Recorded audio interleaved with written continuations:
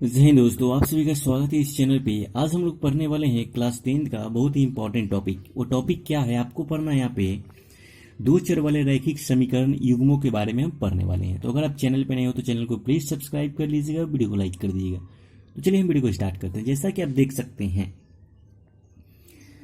कि यहाँ पे पढ़ना है दो चर वाले रैखिक समीकरण। तो देखिए यहाँ पे दिया है दो चर वाला रैखिक समीकरण और दो चर वाला रैखिक समीकरण दो दिया है। देख सकते हैं कि पहला समीकरण इसको मान लेंगे हम कि समीकरण एक और ये समीकरण दो। ठीक, आप देख सकते हैं कि दिया है a1x plus b1y plus c1 equal to 0 and a2x plus b2y plus c2y equal to 0। कहने का मतलब आपको दो चर वाले रैखिक समीकरण दो दिया है। अब दो चर नाम इसका क्यों पड़ा, क्योंकि यहाँ पे देख सकते हैं कि x और y आया है। x और y दो ऐसे अलग अलग चर हैं, इसीलिए इसका नाम पड़ा है दो चर वाले रैखिक समीकरण। रैखिक समीकरण का मतलब होता है जिस चर का पावर 1 हो। तो देखते हैं कि x का भी पावर 1 है और y का भी पावर 1 है, तो इसीलिए इसका नाम पड़ा दो चर वाले रैखिक समीकरण। दो चर वाले रैखिक समीकरण हमेशा आपको दो ठो दिया रहेगा, क्योंकि दो चर है तो दो चर वाले रैखिक समीकरण आपको दो दिया, समीकरण एक समीकरण दो। अब ये कुछ पॉइंट जानते हैं। एक नंबर पॉइंट दिया है कि जब a1 बटा a2 बराबर नहीं होगा b1 बटा b2 के, तो जो रेखा होगी कैसी करेगी, प्रतिच्छेद करेगी। प्रतिच्छेद का मतलब होता है रेखा काटेगी। जिस बिंदु पर काटेगी वहीं उसका क्या होता है, मान मिलता है। तो सिर्फ एक हल होंगे। कितना हल होंगे, एक हल होंगे। जब प्रतिच्छेद करेगी तो सिर्फ एक हल होंगे, जिसको बोलते हैं अद्वितीय हल होगा, कोई दूसरा नहीं। ठीक, दो नंबर दिया a1 बटा a2 बराबर b1 बटा b2 बराबर c1 बटा c2 हो। मतलब सब बराबर हो तो रेखा क्या होगी, समपाती हो जाएगी। जब रेखा समपाती हो जाएगी तो उसका कितना हल होगा, अपरिमित रूप से अनेक हल होंगे। बहुत सारा मतलब हल होगा। जो एक्स वाई का मान निकलेगा मतलब बहुत सारा मान निकलेगा, और इसमें एक्स वाई का जो मान निकलेगा सिर्फ एक हल निकलेंगे। नेक्स्ट देखिए, a1 बटा a2 बराबर b1 बटा b2 बराबर नहीं होगा c1 बटा c2 के, तो रेखा क्या होगी, समानांतर होगी। जब रेखा समानांतर होगी तो कोई हल नहीं होगा। अब चलिए इसको 1 बाई 1 करके पॉइंट बताते हैं, तब आपको कंसेप्ट क्लियर होगा। एक नंबर देखिए। ठीक, अब एक नंबर आपसे ध्यान से देखिए क्या बोला है कि जब रेखा क्या करेगी, प्रतिच्छेद करेगी। सपोज करिए अगर यहाँ पे हम रेखा ऐसे ले लेते हैं, एक रेखा ऐसे ले लेते हैं, ये जो रेखा बनता है समीकरण एक के लिए ये वाला रेखा बना। ठीक, और समीकरण दो के लिए जो रेखा बनेगा क्या बनेगा, ऐसा बनेगा। तो देख सकते हैं कि ये रेखा एक दूसरे को इस पॉइंट पे काट रही है। तो वही आपसे बोला है कि जब a1 बटा a2 बराबर नहीं होगा b1 बटा b2 के, तो रेखा क्या करेगी, प्रतिच्छेद करेगी। तो ये रेखा प्रतिच्छेद कर रही है। जब प्रतिच्छेद कर रही है तो कितना पॉइंट पे प्रतिच्छेद कर रही है, सिर्फ एक पॉइंट पे, सिर्फ एक बिंदु पर। तो सिर्फ एक बिंदु पर प्रतिच्छेद कर रही है, तो इसलिए इसका जो मान होगा, इसका हल कितना होगा, सिर्फ एक हल होंगे। वही आपसे बोला है कि जो इसका हल होगा कि कितना होगा, सिर्फ एक हल होंगे। आई होप आपको कंसेप्ट क्लियर हो गया। अब दो नंबर आपसे बोला है कि a1 बटा a2 बराबर है b1 बटा b2 बराबर है c1 बटा c2 के। मतलब सब जब बराबर है तो रेखा क्या होगी, समपाती। समपाती का मतलब होता है यहाँ पे, चलिए यहाँ पे बताते हैं। ये एक रेखा है और जो दूसरी रेखा होगी इसी पे होगी, जो दूसरी रेखा होगी इसी पे होगी। जब एक दूसरे के ऊपर होगी तो हर पॉइंट पे ना एक दूसरे को काटेगी, हर पॉइंट पे एक दूसरे को काटेगी। मतलब इसका जो हल होगा क्या होगा, अनेक हल होंगे, अनेक हल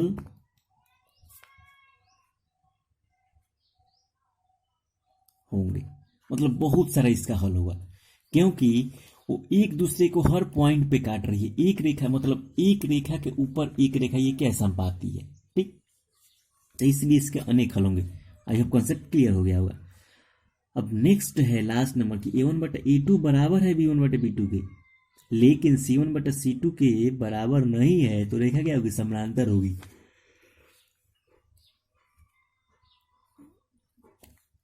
जब रेखा समानांतर होगी, समानांतर का मतलब ये होता है कि पहला समीकरण का रेखा ये ले लिए और दूसरा समीकरण का रेखा ये ले लिए।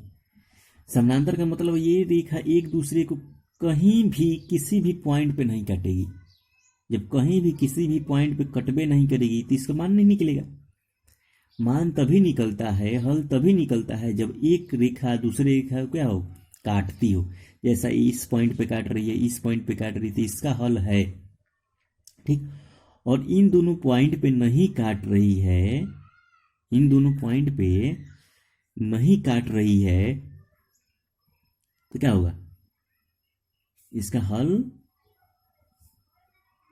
नहीं होगा। अब और हम आपको पॉइंट बनाते हैं। जिसका हल होता है, जिस समीकरण का हल होता है उसको बोलते हैं संगत समीकरण, याद रखिएगा। तो इसका भी हल है, इसका भी हल है, तो इसको भी क्या बोलेंगे, संगत समीकरण है। लेकिन इसका हल नहीं है तो इसको बोलेंगे असंगत।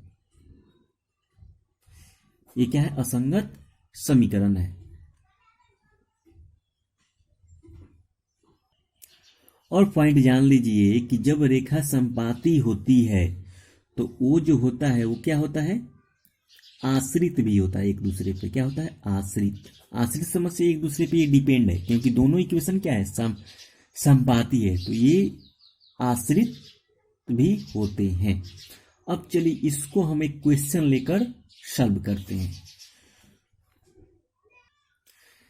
जैसा कि यहाँ पे हम एक ठोस समीकरण लिए हैं, दो रैखिक समीकरण लिए। ये दिया है x minus 2y equal to 0 and 3x plus 4y minus 20 equal to 0।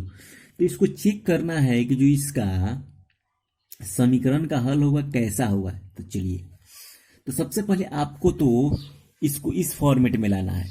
करना है क्या है, आपको बराबर में 0 ला देना है। बराबर में क्या, 0 ला देना है।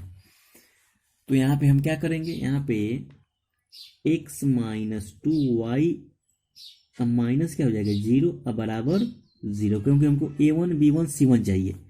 कॉमा ये हो जाएगा आपका 3x plus 4y minus 20 equal to 0। देखिए इसके बराबर में भी 0 आ गया, इसके बराबर में भी 0 आ गया। अब आपको क्या करना है, ये समीकरण 1 है, ये समीकरण 2 है।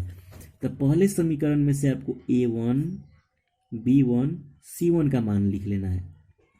तो a1 का मान कितना हुआ, a1 का मान कितना, x का गुणांक, तो x के पहले कुछ नहीं तो कितना 1 लिखेंगे। b1 जो होगा y का गुणांक कितना है -2, तो -2, और c1 जो लास्ट में बचा है -0।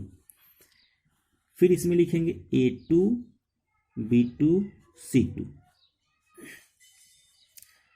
तो समीकरण 1 2 में मिलेगा हमको a2 का मान कितना है 3, b2 का मान कितना है 4, और c2 का मान कितना है -20। अब आपको क्या करना है, अब आपको यहाँ पे a1 बटा a2 b1 बटा b2 और c1 बटा c2 निकालना है। a1 का मान देख सकते हैं कितना 1, बटा a2 का मान कितना है 3, b1 का मान देख सकते हैं कितना है -2, और b2 का मान कितना है 4, c1 का मान कितना है -0, और c2 का मान है -20। तो अब आप यहाँ पे देख सकते हैं कि a1 बटा a2 b1 बटा b2 का क्या है, बराबर नहीं है, बराबर नहीं है। ये भी क्या है, बराबर नहीं, कोई बराबर नहीं है। जब कोई, आपको क्या देखना, सिर्फ a1 बटा a2 बराबर नहीं है b1 बटा b2 के। जब a1 बटा a2 बराबर नहीं है b1 बटा b2 के, तो रेखा क्या करेगी, अभी यहाँ पे हमको आपको बताए हैं कि जब a1 बटा a2 बराबर नहीं होगा b1 बटा b2 के, तो रेखा क्या करेगी, प्रतिच्छेद करेगी। जब रेखा प्रतिच्छेद करेगी तो जो उसका हल होगा कितना होगा, सिर्फ एक हल होगा। कहने का मतलब अद्वितीय हल होगा। तो यहाँ पे देख सकते हैं, यहाँ पे क्या करेगी, आप लिखेंगे कि रेखा प्रतिच्छेद करेगी, तो इसलिए इसका हल क्या होगा, हल अद्वितीय होगा। अद्वितीय होगा या सिर्फ एक हल होंगे, इसका मतलब वही होता है। तो यहाँ पे हम दूसरा क्वेश्चन लिए। अब इसको हम चेक करेंगे कि क्या इसका, इस समीकरण का हल है या नहीं, और जो हल होगा वो कैसा हल होगा।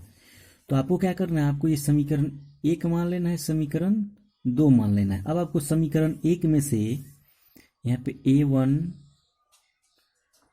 का मान, B1 का मान और C1 का मान लिख लेना है। तो A1 का मान कितना है 2, B1 का मान कितना है 3 और C1 का मान कितना है -9।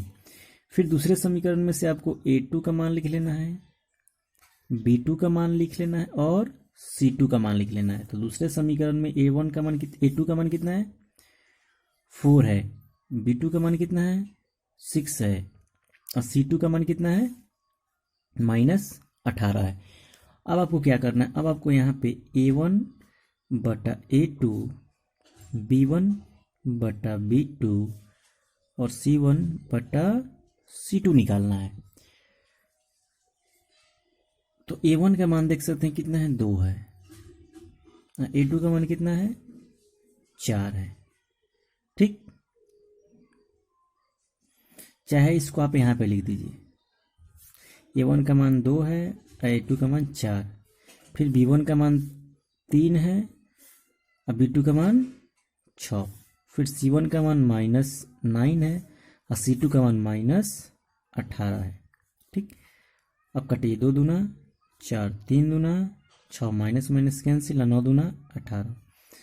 तो अब आप देख सकते हैं कि यहाँ पे आपका आया है 1/2, 1/2 और 1/2, यानी कहने का मतलब है A1 बटा A2 बराबर है B1 बटा B2 के, बराबर है C1 बटा C2 के। तो जब A1 बटा A2 बराबर होगा B1 बटा B2 के, बराबर होगा C1 बटा C2 के, तो रेखा क्या होगी समपाती होगी। जब रेखा समपाती होगी तो क्या होता है, उसका अनेक हल होते हैं और ये क्या होते हैं आश्रित होते हैं, एक दूसरे पर क्या डिपेंड करते हैं। यही आपका ये हुआ। पता लगेगा जो इसका हल होगा इस समीकरण का, जो एक्स वाई का मान निकलेगा वो क्या निकलेगा अनंत निकलेगा। क्यों निकलेगा कि ये रेखा का क्या होगी एक दूसरे पे संपाती होगी। अब लेते हैं तीसरा क्वेश्चन। फिर यहाँ पे देख सकते हैं कि तीसरा क्वेश्चन हम यहाँ पे लिए हैं, तीसरा इक्वेशन ले लिए हैं। अब इसका भी हम चेक करेंगे कि इसका हल कैसा होगा। तो क्या करना है आपको, सबसे पहले समीकरण 1 और समीकरण 2 मान लेना है। अब समीकरण 1 में से A1 का मान निकालना है, B1 का मान निकालना है और C1 का मान निकालना है। और समीकरण 2 में से A2 का मान निकालना है, B2 का मान निकालना है और C2 का मान निकालना है। तो समीकरण में A1 का मान कितना है, यहाँ पे x का गुणांक होता है, तो x का गुणांक कुछ नहीं तो 1, तो A1 का मान 1, B1 का मान 2 और C1 का मान कितना हो जाएगा -4, A2 का मान कितना हो जाएगा 2, B2 का मान 4 और C2 का मान -12। फिर आपको क्या करना है, A1 बटा A2, B1 बटा B2 और C1 बटा C2। तो A1 का मान आप देख सकते हैं यहाँ पे कितना है 1, तो 1/2। फिर B1 का मान देख सकते हैं 2 और B2 का मान 4, फिर C1 का मान -4 और C2 का मान -12। तो ये कट कितना हो जाएगा 1/2, ये कटेंगे 2 दूना 4, फिर आएगा 1/2, ये 4 3 12, यानी 1/3। तो आप देख सकते हैं कि 1/2 बराबर है, लेकिन 1/3 बराबर नहीं है। तो यहाँ पे आपको मिला है कि A1 बटा A2 बराबर है B1 बटा B2 के, लेकिन बराबर नहीं है C1 बटा C2 के। तो इस कंडीशन में आपको क्या मिलता है, जब A1 बटा A2 बराबर होता है B1 बटा B2 के, अब बराबर नहीं होता है C1 बटा C2 के, सॉरी C1 बटा C2 के, तो रेखा कैसी होगी समांतर रेखा होती है। जब रेखा समानांतर होती है तो इसका हल कैसा होगा, हल कोई हल नहीं होगा। क्यों कोई हल नहीं होगा? क्योंकि देखिए ये रेखा हो गई, ये रेखा हो गई, ये दोनों रेखा क्या है? समानांतर है। तो ये रेखा कहीं भी जाकर नहीं काटेगी। जब कहीं काटेगी ही नहीं तो एक्स वाई का मान नहीं निकलेगा। जब एक्स वाई का मान ही नहीं निकलेगा तो इसीलिए इसका कोई हल नहीं होगा। तो आई होप आपको ये कंसेप्ट क्लियर हो गया होगा। चलिए एक और हम क्वेश्चन लेते हैं। ये जितना भी हम एग्जाम्पल बताए हैं आपको, ये बहुत ही इंपॉर्टेंट एग्जाम्पल है। अब चलिए इसी एग्जाम्पल को एक पॉइंट और की पॉइंट यहाँ पे जोड़ते हम चलते हैं। तो जैसा कि देख सकते हैं कि पहला जो हम समीकरण आपको बताए थे शुरू में फर्स्ट, यहाँ पे जो है रेखा क्या कर रही थी? प्रतिच्छेद कर रही थी। जब प्रतिच्छेद करेगी तो क्या होगा? इसका हल अद्वितीय होगा, सिर्फ एक हल होगा। जिसका हल होता है वो संगत समीकरण होता है। तो जो रेखा जिसका हल निकल जाएगा वो संगत समीकरण होता है। ठीक, अब चलिए जैसे 2 नंबर यहाँ पे देख सकते हैं, इसको भी देख सकते हैं कि 2 नंबर में हमारा उत्तर क्या आया था कि रेखा संपाती होगी। जब संपाती होगी तो इसका अनेक हल होंगे। जब अनेक हल होंगे तो ये भी आश्रित होंगे और क्या होंगे? संगत होंगे। और तीसरे में क्या था? तीसरे में हमारा क्या था? रेखा कैसी थी? समानांतर रेखा थी, मतलब बहुत सारा इसका हल होगा, बहुत सारा। नहीं सॉरी, जब समानांतर रेखा होती है तो इसका कोई हल नहीं होता है, कोई हल नहीं होता है। जब कोई हल नहीं निकलता है तो ये क्या होता है? असंगत समीकरण होता है। तो आई होप ये कंसेप्ट आपको क्लियर हो गया होगा। तो मिलते हैं नेक्स्ट वीडियो में, तब तक के लिए जय हिंद, जय भारत।